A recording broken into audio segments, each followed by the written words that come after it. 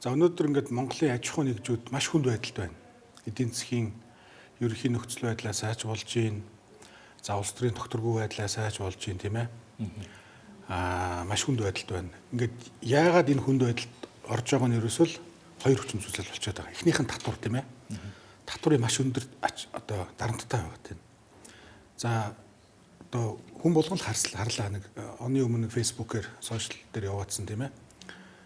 Сүүлийн 5 жилийн ингээд татврын орлогын өсөлт гэдэг ингээд бараг 45 градусын өсөлтөөр явсан байна. Ковидын жил шүү дээ, тийм ээ. Ковидээр аж ахуйн нэгжүүд ямар байдалтай байлаа? Хөл оройтой, бизнес нь зогссон, бүх юм хаалттай, борлуулалт байхгүй үед Монголын төр ковидын жилүүдэд татвар өсөж ирсэн байна. Ингээд аж ахуйн нэгжийн орлогын албан татвар жишээл сүүлийн 4 жилийн хугацаанд 3 дахин өссөн байна шүү дээ. Энэ бол төрд бол сайхан, тийм ээ. Ингээд мөнгө ороод ирэн тэр мөнгөө сайхан зарцуулж гин, хөрөнгө оруулалтгаа зарцуулж гин, урсгал зардалгаа зарцуулж гин, тийм ээ. Гэтэл энэ нөгөө талдаа аж ахуйн нэгжүүдэд маш том дарамт болж байгаа байхгүй юу? За ингээд өнөөдөр аж ахуйн нэгжүүд маш хүнд байдалд орсон эхний шалтгаан бол ерөөсөө татврын дааж давшгүй одоо дарамт гэж харж байгаа. Татвар байх ёстой. Төр байгаа цагт татвар байх ёстой. Энтэй хинч марахгүй. Харамсалтай нь өнөөдөр Монголын татврын дарамт бол ерөөсөө Монголын иргэд аж ахуйн нэгжүүдийг бүр одоо нурууг нь тэ авах хэмжээнд хүрчээд байгаа байхгүй юу? За хоёр дахь нь бол ерөөсөө нийгмийн даатгалын шимтгэл болчиход байгаа. За энэ бол шимтгэл нэртэй, тийм ээ. Боловч шин чанараараа яг татвар ерөөсөө татвараас одоо баг 2-3 дахин илүү дарамттай зүйл болчиход байгаа байхгүй. Өнөөдөр аж ахуйн нэгжүүд нийгмийн даатгалын шимтгэлээс төлж чадаагүйгээсээ болж дансаа хаалгаж байна, тийм ээ. Аж ахуйн үйл ажиллагаа зогсож байна. Борлуулалтаа хөмж байна. За ингээд нэг шинэ хөрөнгө оруулалт гэдэг юм уу, ажилчдынхаа цалин нэмд юм уу, түүхийдээ татах мөнгийг нь нийгмийн даатгалын шимтгэлгээд одоо шууд суудгаад авчиж шүү дээ. Тий. Тэгэхээр энэ хоёр одоо маш хүчин зүйлсээс болоод өнөөдрийн аж ахуйн нэгжүүд маш хүнд байдалд орж байна. Одоо үүн дээр маш тийм системийн хэмжээний тийм ээ, маш том хэмжээний одоо өөрчлөлт шинжилэл хийж ижил энэ асуудал зэгцэрнэ. За ингээд нийгмийн даатгалын одоо тогтолцоогоо ярих юм бол энэ бол уг нь бол зүгээр иргэдийн өөрсдийнхээ сан багхгүй юу? Одоо та бид хоёр өөрсдийнхөө цалингаас тийм ээ ирээдүйдээ хадгалаад тэрийг нэг 3 дахь шитгээдээр менежмент хийлгүүлээд тэрэндээ бас менежментийн төлбөрийг төлнө, тийм ээ. За тэр хүн яах ёстой вэ гэхээр хоёулагийн цалингаасаа өгсөн мөнгийг өсгөж үржүүлж явах ёстой байхгүй юу, тийм ээ. Одоо өнөөгийн үн цэнийг хадгалж тийм. Хадгалж биш, бүр үн цэнийг өсгөж. За одоо жишээлбэл бусад улсууд яадаг вэ гэхээр энэ тэтгэврийн нийгмийн даатгалын сангийн мөнгийг дандаа хөрөнгийн зах зээл рүү оруулдаг. Дандаа өсөлттэй одоо компаниудын хувьцаа, бонд, за хөрөнгө оруулалтын сангийн нэгж ирэх, за эсвэл бүр найдвартай их юм бол засгийн газрын бонд ч гэдэг юм уу, тийм ээ. Дандаа энэ нөгөө иргэдийн цуглуулсан хөрөнгийг өсгөж үржүүлээд за хоёулаа жишээлбэл 10-20 жилийн дараа тэтгэвртэй гарлаа гэхэд өсөж ирсэн мөнгнөөсөө сар болгоно тэтгэвэр аваад за нэг ингээд амьдралынх нь одоо хэмжээний одоо юу гэдэг юм да, тийм ээ. Одоо хэрэгцээр хангатна гэсэн үг. Өнөөдөр манай Монголын нийгмийн даатгалын тогтолцоо болохоор бүр маш том гажуудалтай байхгүй юу? Энэ бол нийгмийн даатгалын сан биш болчихсон ерөөсөө. Энэ бол улс төрийн хэрэгсэл болсон, төсвийн хэрэгсэл болсон, халамжийн хэрэгсэл болчиход байгаа. За энийг маш одоо ойлгомжтой жишээгээр тайлбарлах юм бол өнөөдөр нийгмийн даатгалын санд одоо шимтгэлээ төлж байгаа хүмүүс байгаа шүү дээ. Тэр хүмүүсийн л мөнгө байхгүй. Уг нь бол энэ төрийн мөнгө биш. Монгол төрийн төл зүгээр менежментийг хийж байгаа болохоос биш тэр санд төвлөрсөн мөнгө бол одоо иргэдийн хувийнхан гэсэн үг. Ирээдүйдээ бид үнийгээ зарцуулна гэд. Гэтэл Монголын төр сүүлийн 30 жил юу хийсэн бэ гэхээр тэр санд шимтгэл төлөөгүй баахан хүмүүс тараацсан байхгүй тэр мөнгийг. Ингээд өнөөдөр нийгмийн даатгалын сан хоосорцсон. Одоо бодит үрдэн бол за бараг нийгмийн даатгалын сан хатуухан хэлэхэд бол дампуурлын ирмэг дээр гэж хэлж болно. Яагаад тэгэхээр нөгөө шимтгэл төлөөгүй хүмүүс баахан одоо нийгмийн даатгалын сангаас санхүүжилт олгочдөг, тийм ээ. За энэ дээр бол гэхдээ одоо айл нэг намыг нь одоо юу гэмдэ буруутгаж болохгүй байгаа. Бүх намууд хийсэн. Ардын намч хийсэн, ардчилсан намч хийсэн, бас их барьж явахтай. Хамгийн их сүүлийн жишээ, тийм ээ. Нэг 3-4 жилийн өмнө байна уу да. Ман нам одоо засгийн их барьж явах үедээ жишээлбэл малчдын нийгмийн даатгалын шимтгэлийг төрөөс таана гэж. Төрөөс таана гэсэн ойлголт байхгүй шүү дээ. Тэр чинь цаад утгаар юу гэсэн бэхээр одоо хоёулагийн хийцэн мөнгнөөс малчдад тэтгэврт тарааж гинэ гэсэн үг байхгүй. Ингээд нөгөө сандаа мөнгө хийгээгүй хүмүүс баахан сангаас мөнгө тараачаар сан хоосорчж байгаа. За тэрний өмнө жишээлбэл ардсан намцыг барьж авах үед муу ялгаа байхгүй. Нөгөө ажилласан жилийг нөхц тооцох хууль чөлөө нэг хууль гаргасан тийм ээ. Тэр хуулиар ерөөсөө насаараа нийгмийн даатгалын шимтгэл төлөөгүй хүмүүс та 3 сар төлчихөө.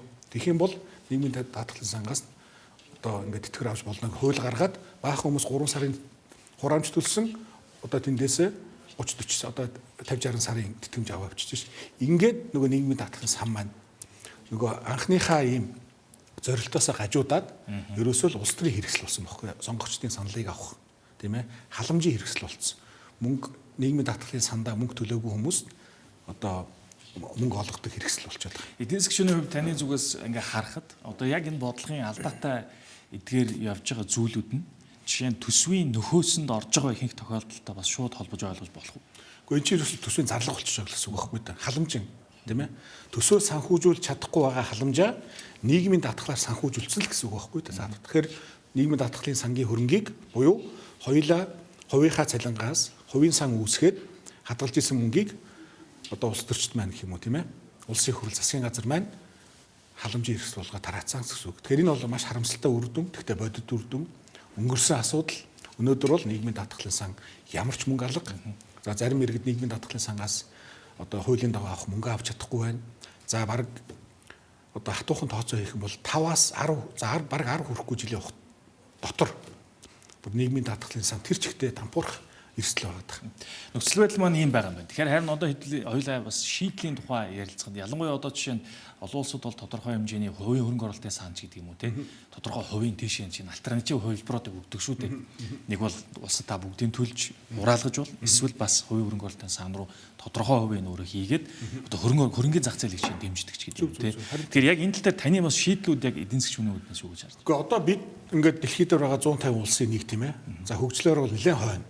За зах зээлийн эдийн засаг руу нэлээд сүүлчилжлээ 30 жил болж байна. За энэ дотор алдаа оноо мэдээж байсан байх. Тэгэхээр бид энэ зах зээлийн эдийн засаг гэдэг юм руу чин шилжээд 100 жил өнгөрцөн 200 жил болсон улсуудын зүгээр туршлагыг л хуулах асуудал байгаа байхгүй юу? Америкууд одоо яаж хийж байна? Японууд яаж хийж байна? Хятадууд яаж хийж байна? Шинээр дугуй зохиох бидэнд ямар шаардлага байхгүй. Бусад улсуудад нийгмийн даатгалын сан яаж хэрэгжин тэрийг л хулчих хэрэгтэй байхгүй. Тэрний юу гэхээр миний түрүүний хэлдэг яг одоо иргэдийн нөгөө салингаас хуваарлсан мөнгийг тусгай сан болгоод за тэрийн төр бол удирдах чадахгүй шүү дээ. За тэндээ магадгүй одоо менежмент дээр нэг бүтцийн өөрчлөлт хийх хэрэгтэй юм шиг байна. За тэр нь одоо хөрөнгө оруулалтын санч байдаг юм уу тийм ээ? Сангаар дамжуулж энэ хөрөнгийг заавалчгүй өсгөж явах хэрэгтэй гэсэн тийм ээ? Инфляцаас дээш хэмжээ гарч байдаг юм уу? За дээр нь бас тэр хувийн хөрөнгө оруулалтын сангуудын сонголтыг гаргаж өгмөр байгаа. За ядаж 50-50% ч юм уу тийм ээ? За энэ 50%-ийг нь энэ улсын оролцоотой нийгмийн даатгалын сан та төлөө. За бусад 50%-ийг нь та өөрийнхөө сонголтоор Америк бол яг тэгдэг. Өөрөө тэр тэтгэврийн даатгалын менежментийн компани өөрөө сонгож байгаа.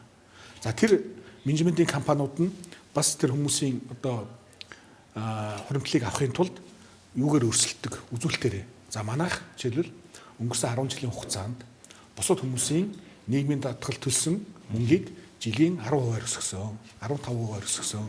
Бид одоо эрсдлийн маш сайн менежменттэй шинээр зах зээл дээр гарч ирж байгаа компаниудыг маш сайн судалдаг учраас одоо маш сайн IPO-нуудад зөв цагт нь ордог ч гэдэг юм. Ингээд тэтгэврийн хувийн тэтгэврийн сангууд нь өрсөлдөөд энэ дээр л зөв тогтолцоо бий болж байгаа байхгүй. Өнөөдөр бол монголчуудад ямар ч сонголт байхгүй тэрийн зөвхөн төр хураагаад авчдаг.